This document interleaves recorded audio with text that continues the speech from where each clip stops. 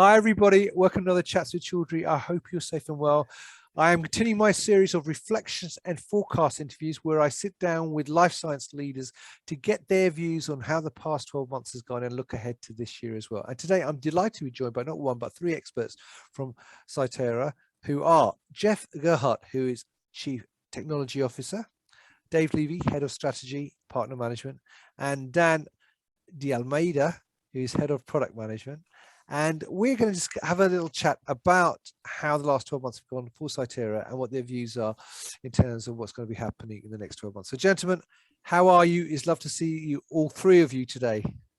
Good, great to see you, Rizwan. Great to see you, Rizwan. Yeah, and by the way, you have to forgive us, viewers, because there's three people responding, so there's always going to be a bit of a pause as someone figures out who's going to respond first. So, and we were just discussing power trios actually before we started, and we thought we settled, I think, Crosby, Stills, and Nash as to represent these three gentlemen here today talking to me. I don't know if Dan agrees with that, because he's a bit young for that, maybe. But here we go. So I know exactly who they are. Thank you. Good, I'm glad to hear it. So let's talk first of all about who Scitara are before we start talking about last year and this year. So Geoff, would you like to give the viewers a quick overview of who Scitara are first of all?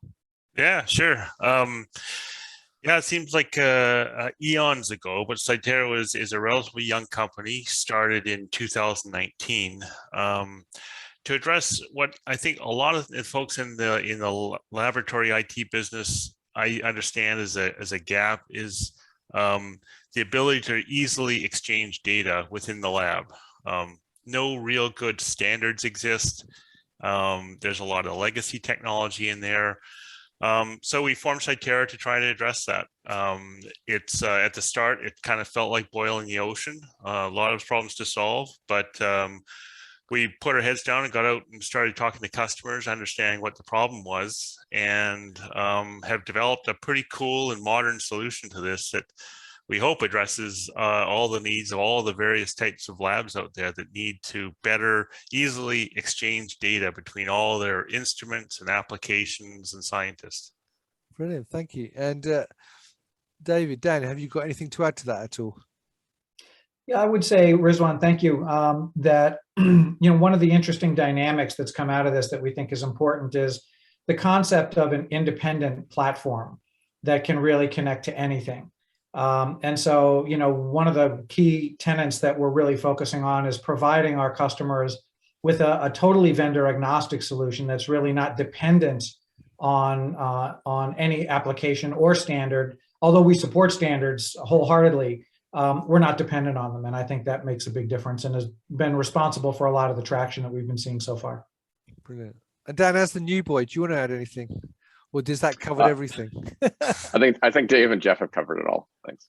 Fantastic. Right. So my first question related to last year is a really simple question. Describe 2021 in one word and why. So Geoff, do you want to kick us off with that?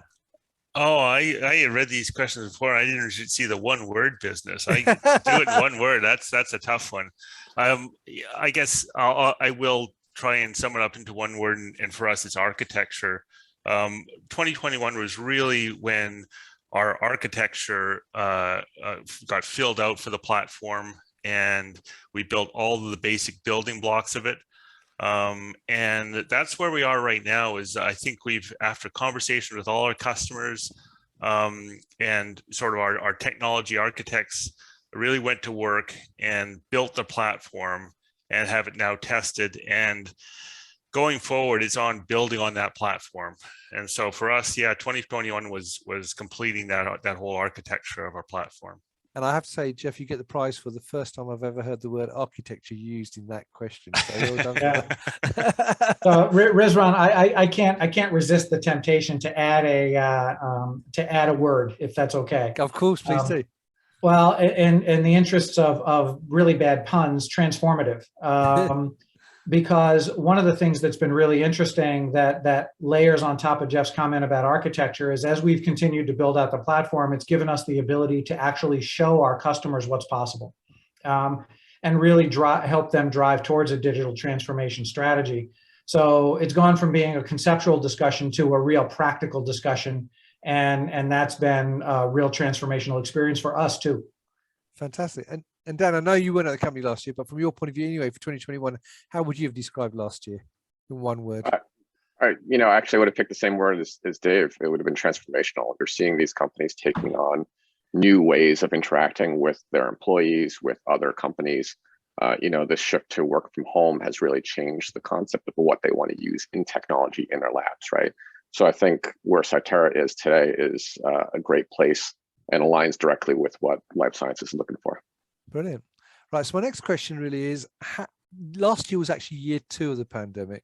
So obviously a lot of companies had already shifted into new policies the year before because it had to very quickly. But how has year 2, or how did year 2 impact the business? Yeah, it's funny because Scitara was essentially built in pandemic times. I mean, we had a few months there, finishing out 2019, but then as we were actually scaling up and building the company, it was all done remotely. I work remotely. I was a resident of Massachusetts, and I work sometimes in Massachusetts. Right now, I'm up in our home in Nova Scotia. Next week, I'm actually headed to Sweden to visit a customer, and then to India, where for the first time, I'll be meeting a lot of our India-based team, right, who we've built and worked remotely with them for the last few years.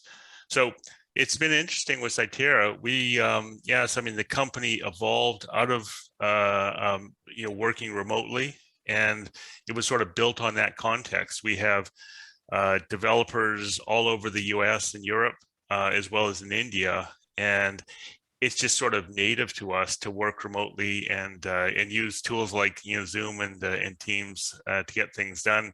So it'll be interesting as the pandemic, how we evolve into the new normal. But right now we're sort of 100% remote. We do have an office in Massachusetts and in Mumbai that we are starting to go into more. We're essentially a remote company. Right. And Dave, have you got anything to add to that at all? I think it's interesting from the customer perspective. We didn't really go visit anybody for a while, for a long time. And now what's really wonderful, we actually have a customer coming to visit our Massachusetts office on Monday to spend a couple of hours with us. And it's awesome. It's great to be able to get that face-to-face interaction. I think one of the advantages of what happened, trying to, cast a silver lining on it, is it did give us some focus time. Yes, we did spend a lot of time talking to customers, gathering requirements, showing them what we had as the technology and the architecture evolved, as Geoff said. But because we weren't traveling, the amount of time we spent away from the office was not as intense. So we didn't lose that travel time, if you will, which sometimes people, I don't think, appreciate. And we were able to turn that, turn that feedback that we got from those customers, more immediately into action. So in some ways it was beneficial, but I think we all missed the face-to-face interaction, quite honestly. We're all people, we're people, and Sure. and it really makes a difference, and it's a positive difference when we have the opportunity to talk to someone face-to-face, even our own colleagues. No, I get that completely. Now, you just mentioned obviously the company's been changing over the last couple of years. So what were some of the key achievements at Scitara that stood out for you? Yeah, well, as I mentioned, sort of building out the architecture, we've had a number of really important success stories with customers. We're going through this modernization journey with our customers. A lot of labs are trying to modernize. The space that we play in, particularly the pharma life sciences, is highly regulated, and when it's highly regulated, you tend to want to cling on to technologies for a little longer than you should, because the cost of sort of revalidating is high. And so as a result, quite often laboratory IT lags a little bit behind in adoption of new technologies, but they're realizing they have to adopt cloud. They have to go to some of these new modern technologies. And that's been difficult. And so we're going through that journey with a lot of our customers. And So that's been a great thing to understand how we do that, how we engineer our product to make it so that they can bring along some of these legacy technologies and modernize them, as well as adopt new ways to authenticate users, new ways to allow cloud connections from within their lab out to a cloud connection. How do we do that and maintain compliance and the security needed for that? So a lot of significant progress in that, in working with some of our key customers so that we can bring them along and modernize them in a way that's consistent with the compliant, secure nature of their businesses. Right. And Dave, anything to add? I'll just add a layer on top of Geoff's comment around, the value that we place on our partnerships. So one of the things we've tried to do is really identify a very specific problem in the lab that Geoff articulated before, which can be summed up as a lack of data mobility. And our job is to really liberate data and make it mobile so it can really flow anywhere. And what we're finding is that not only customers, and we're getting great feedback from them and great insights, but also our partners are really very open to a company that is focused on this specific issue. And we're non-competitive. We solve a problem that everybody seems to have. Our partners, our vendor partners, and customers alike, and so I've been very gratified, with the interest in our partner network, and that's something I'm going to be focusing on, this coming year. And I think it's really added a lot of value to our discussions because, we get a lot of insights from our partners as well as from our customers, and we're all in this boat together. We're all trying to solve this problem. One question I've got for you guys though is that obviously the digital transformation has been in the news a lot over the last 18 months or so because of the pandemic. I mean, it was in the news before that, but obviously with the pandemic, it forced a lot of companies to start looking at it more seriously and actually implementing it.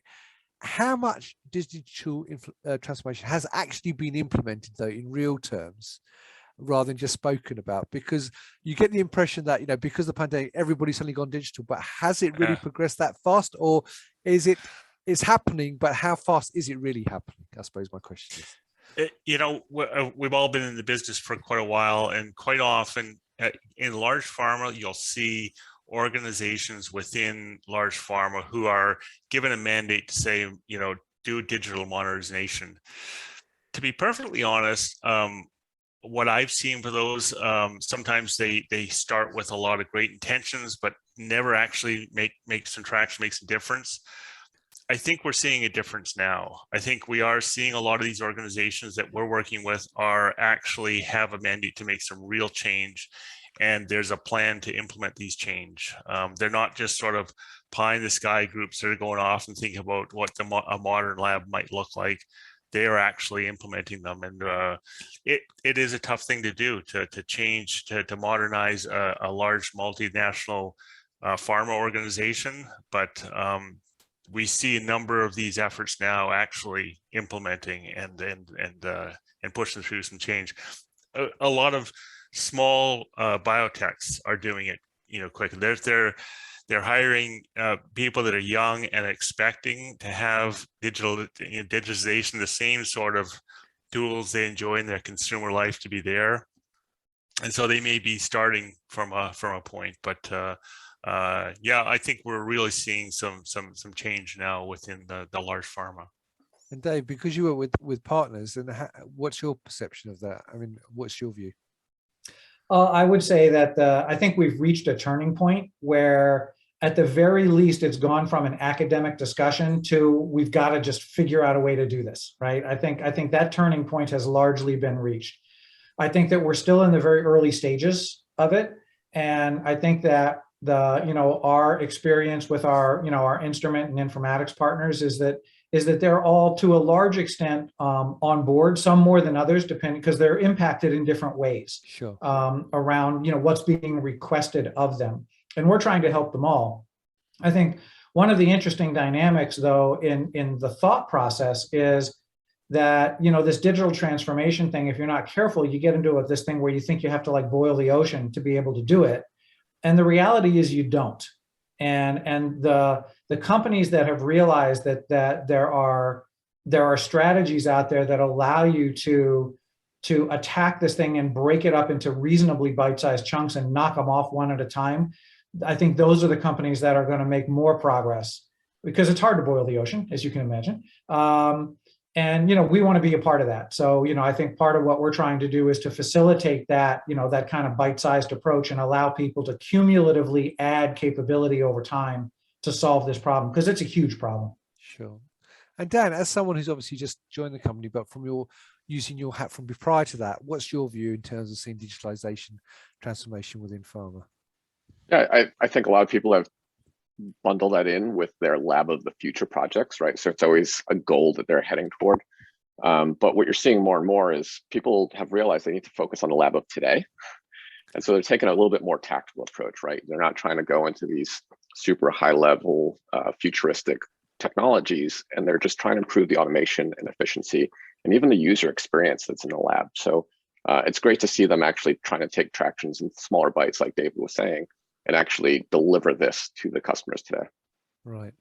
Now, one question I've got for you guys is, looking back in the last 12 months, are there any sort of development stories or trends that really stood out for you in the last 12 months?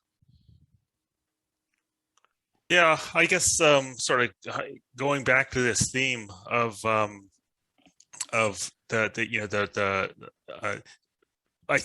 in my experience from over the last, say, 10 years, a lot of discussion about moving to cloud. Sure. And even as early as sort of when we started the company a few years ago, there was a lot of intransigence about moving to the cloud. Is it secure enough? What happens when the internet's down? Can I do my work anymore? I think this things have changed pretty rapidly, particularly because of the pandemic and everybody's working remotely and everybody is working from the cloud. It's not if we should move to the cloud, it's how quickly can we get to the cloud, and what do we have to put in place to do this? I think those things are going to accelerate even in this year. This need to take a lot of the technologies that have been on-prem and cloud connect them. So that's probably, I think, the biggest shift that I've seen even over the short time of this company is the adoption of cloud, and that in this regulated, highly secure industry we're playing in. Right, Dave. Same question to you. Yeah, again, it kind of dovetails on top of what Geoff was saying. I'm going to go back to something I mentioned before, which is the mindset. And it's amazing when, and you hear stories all the time, and it's a pandemic-related story about companies saying, well, we can't do this or we can't do that, and then all of a sudden the pandemic hits and they did it in a month. So necessity is the mother of invention, right? Yep. And very often it's these kinds of events that create that tipping point. So it's that mindset that I see that's really changed over the last year around digital transformation and the need to integrate and establishing the connectivity, that it's gone from an academic kind of a discussion to we just have to do this. We have to find a way to get this done. And I think that's been welcome. And I think that without that kind of mindset, it's not going to happen. So I think it's very encouraging, in my opinion. Brilliant. And then any trends or stories stood out for you from last year? I think Dave and Geoff have said it well. Brilliant. All right. And my final question related to last year is, are there any areas that you think the industry could have done better, and how? Geoff? Yeah. I think we do keep going back to this, and as I mentioned, there's been a big shift in attitudes around moving to the cloud, and those over the last year or so have shifted so much that as Dave said, it's not if we should do this, it's just how, and getting this rolling up our sleeves and getting this done. And I think when we early on, it was still in this sort of hemming and hawing, but now that's sort of changed. And so it's as Dan mentioned as well, just figuring out at a short-term level how we get these things implemented. And so that's, yeah, it's, I think things have improved in that area, and there's been a lot more focus. But I think we'll probably have more room to go in actually getting all these industries modernized. Right. All right. Now let's look ahead to 2022 then, and we're already into March this year. So what are your predictions for this year in terms of the pharma life science industry? Geoff, as CTO, you must have some predictions in your head then about how the year's going to progress. Yeah, you know, I think this new normal that we have is going to settle in, and even though people are going back, they're going to be expecting to be able to automate things from remotely as well, even more. And so the trend to better connecting the lab will continue on, and adoption of the cloud and all the benefits it brings will continue on. And so that's I think that's probably the biggest trend that we're going to see is just as we go back to the new normal, just further modernization of the lab through digital connectivity. Right. And Dan, have you got anything to add to that? Dan, why don't you go first? I really don't. I think it's like Geoff was saying, it's the new normal. People just need to realize, this is where we are, and improve their efficiency there. Yeah, I think I'll just add that I think that as we look into 2022, there's a number of different opportunities. I think it's going to be interesting to see how that mindset that we talked about evolves, right? And what kind of momentum we're able to build on. So if we can get some successes under our collective belts, right? Because as I said before, we're all in this together. This is really a team play that involves customers, it involves vendors, it involves partners, depending on where you're sitting. If we can get a few, collective wins under our belt, then I think that just adds to the excitement that, hey, we can really do this. This is actually achievable. It's a possible thing. And I think we're already starting to see that. And I think that's going to be absolutely possible over the course of the coming months. Right. Fantastic. And in terms of developments specifically within your business areas, how do you think things will develop this year? Yeah, I'll take that one as the new guy. This is the fun part for product management, right? We've been building a product for about 2 years. It's a lot of architectural work, it's a lot of startup time, but now we get to see what the customers are doing with it, right? We deliver to a customer, and you never know where they're going to take you. So it's always fun for me to hear, this is how they're using the product. Wow, we never thought of that. Let's go in that direction. Specifically for us, we've done the connect and we've done orchestrate. And so we're looking forward to do a little bit more with analytics on the data that we're using. As Geoff has mentioned a couple of times, right, the drive to cloud has been very difficult for life sciences. They've accepted it. We'd like to drive that even further and do more of a SaaS model. So it allows us to manage and maintain and upgrade the product for the customers. It really alleviates a lot of the work that they need to do. And we really want to build a community of developers, right? So we have this great tool with connectors, but we don't want to be the ones that build everything. So we want to take these connectors and open source it so that other folks in customers and vendors and partners, whomever really wants to take on this work and develop their own connectors and show us what they can do with the technology. Fantastic. Dave, Geoff, do you want to add anything to that?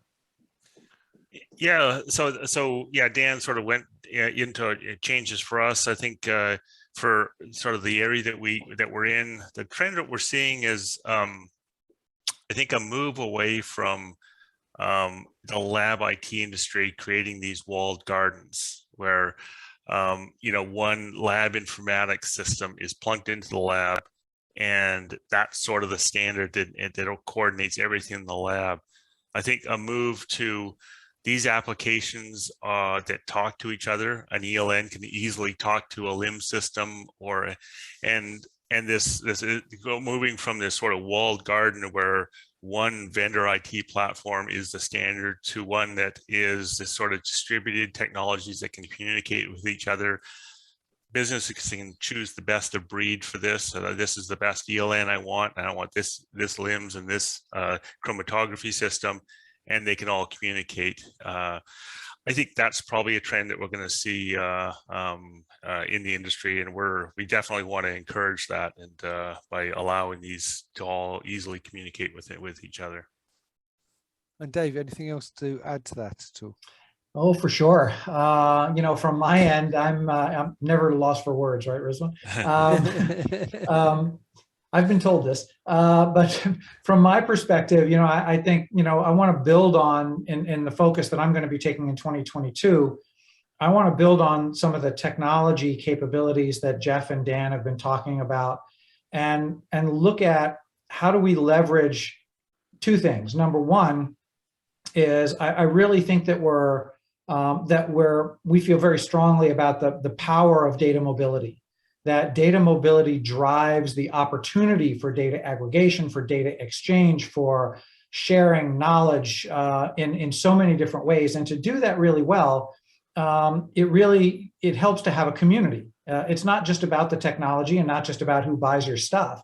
And so part of what I'm interested in really expanding and driving our partnership program too is not just, you know, contractual agreements with partners that you know, many of which we already have, and we're building connectors and establishing great relationships with them, but also in really understanding and getting more of a community built where we can share ideas and thoughts on you know, where do we need to take this, right? What do we need to do going forward to create this kind of distributed environment that Geoff talks about, and make it easier for everybody, you know, to make this happen, and allow our customers in particular to control their own destinies from the standpoint of changing business rules, changing workflows, being able to more easily bring new technologies into the lab and just plug them in and just be able to exchange data right away, and remove some of those barriers that Geoff was talking about before in the validated spaces in particular, where it's hard enough. I mean, it's a real challenge. You know, we need to be appreciative of how difficult it is for these companies to swap out one technology for another. If there's anything we can do to make that easier on our end by taking away the integration pain, you know, it's something we think we can do. So, you know, that's the community aspect of this, I think, is important. And that's something that I'm going to be looking forward to working in as we roll into completing 2022, since we're already there, as you say. It's April already, almost. Oh, I don't wish away the year. Come on, Dave. It's only the second week of March. Well, that brings a thought into my head, though, is that, do you think going forward there will be a point in time when it was obviously a lot of the instrumentation companies and the vendors have their own instruments and their own software packages out there, and they've produced them.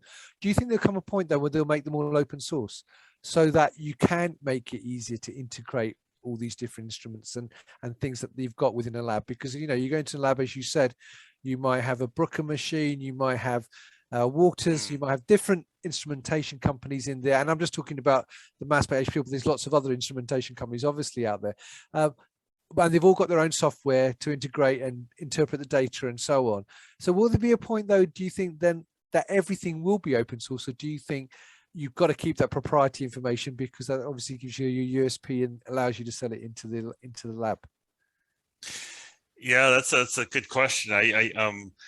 You know, I think making it open source is one thing, and open source is just the interface to get data out of your system is probably what, you know, a published API, so that that would be wonderful if all had that. And most vendors that play in the lab do have some sort of an interface that they publish, because they need to, the folks that use their equipment have to get data out of it to get into a LIMS system. Sure. But that's the trouble. I mean, what sort of standard do you establish for that open source API? That's something that confounds a lot of industries like ours. The process industry has used OPC as sort of a communication standard, and that works for that. So, yeah, I think, but just generally, better published APIs and interfaces would be a great step forward, so that it's easy for anybody to interface to these the vendor's equipment. Dave, Dan, any comment on that at all? I'll just add one quick thing, which is the the nature of the standards discussion, right? Is only part of the problem, right? If there was one standard and everybody wrote to it, that would actually make our lives a lot easier, right? Because our connectors, we wouldn't have to become experts in a variety of different techniques. That's not an insurmountable problem, though, and even if a standard, a totally available standard was available that everybody adopted, and there's some great standards out there, right? There's groups that are doing phenomenal work, and with allotrope and animal and CELA and a variety of others as well, OPC, as Geoff mentioned. But the need to create a simple, user editable, configurable workflow where these instruments can exchange information with each other that very often is very different depending upon what workflow you choose. Yeah. That issue is still there. So I think I think the standards process is going to continue. I think that it will gain some traction. It is a challenging one, that's for sure. But I think that even as it does, the need for that kind of workflow-driven interface is still very prevalent and is still going to be an issue that needs to be addressed, and that's a big part of what we do. Right, Dan, anything to add to that at all, from your perspective? Yeah, I think there's a desire from everybody to really have this standard, and not to say there's a standard format, but an interface standard, right? And it's not just newer technologies. If you go back 20 years with balances, they have an interface that you can extract data from. It's harder than what we would think of today, but it's always been there, that desire. It really just needs to be driven from all sides, right? Vendors and customers, to say, hey, we're going to do this and we're going to move forward with the interface. So I think the technology today allows us to do this. And to Dave's point, there needs to be a common layer of a user experience to really bring all of it together to make sense. I think that's what we can do. Fantastic. Right. So last thing, who would like to leave a last thought for the viewers for 2022? Geoff, would you like to leave us with a last thought?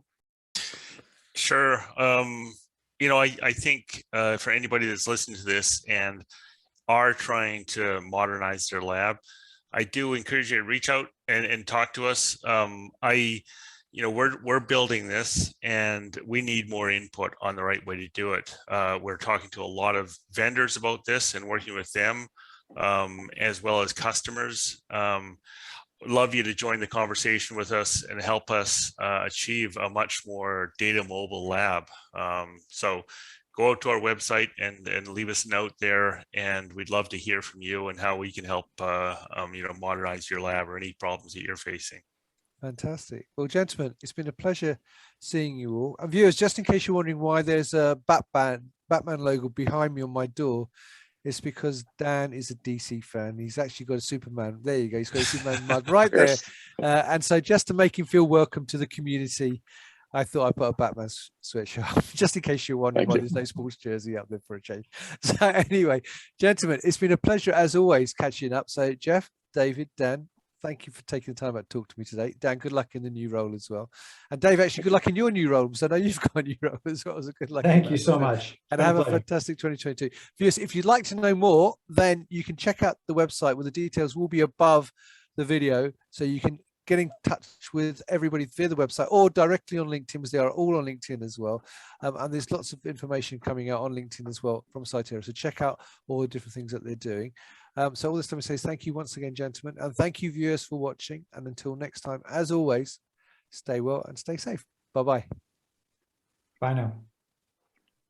And that's a wrap, gentlemen.